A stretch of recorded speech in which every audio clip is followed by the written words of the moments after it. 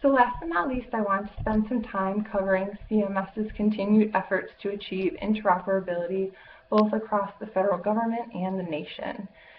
In December of 2014, we saw a draft Federal Health IT Strategic Plan. A few weeks ago, ONC released the final plan that was shaped by stakeholder input. And the plan really builds a blueprint to improve the health IT infrastructure to help transform healthcare delivery, to improve individual and community health, and to support a responsive, evolving health IT infrastructure that puts individuals at the center of care. Shortly thereafter, we saw the interoperability roadmap. That too was open for public comment. They released the draft in January, and the final version was released the same day as the meaningful use regulations. The roadmap really lays out a clear path to catalyze the collaboration of stakeholders who are going to build and use the health IT infrastructure. So the collaborative efforts of stakeholders they see as being very crucial to achieving the vision of a learning health system.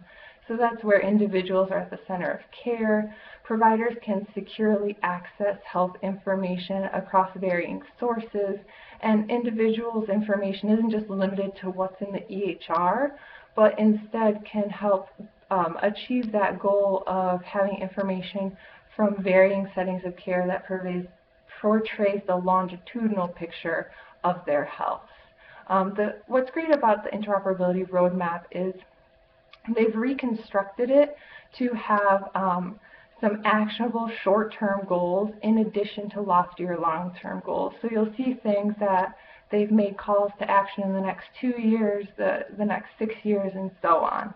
So that's a really great document that they are open to modifying as time goes on.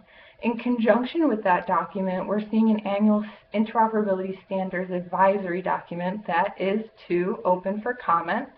The 2016 draft advisory is out, and this is a document that aims to outline the standards that are really maturing and something that can lead us to that interoperable state, and they're looking at making it an annual document. And finally, I wanted to touch upon, as we're seeing the continued focus on the individual, and we saw patient-generated health data mentioned in the 2015 EHR certification criteria, the ONC announced at the beginning of October that they would be releasing a policy framework on patient-generated health data. They've set up a 2-year initiative and will definitely be seeking stakeholder input, but they're really focused on, now that we've set up this infrastructure to capture data, how do we make sure that the data which patients are providing can be aggregated on a larger scale, meaning if you're exchanging health information and you pull it from another doctor and you're looking at what was inserted by that doctor, you want to be comparing the data that the patient reported to you, like on an apples-to-apples conversion. So we're looking forward to seeing what the ONC releases for that framework, and I'm going to be rolling out informational documents and educational resources on it. So be on the lookout in your ACC emails and on acc.org for information.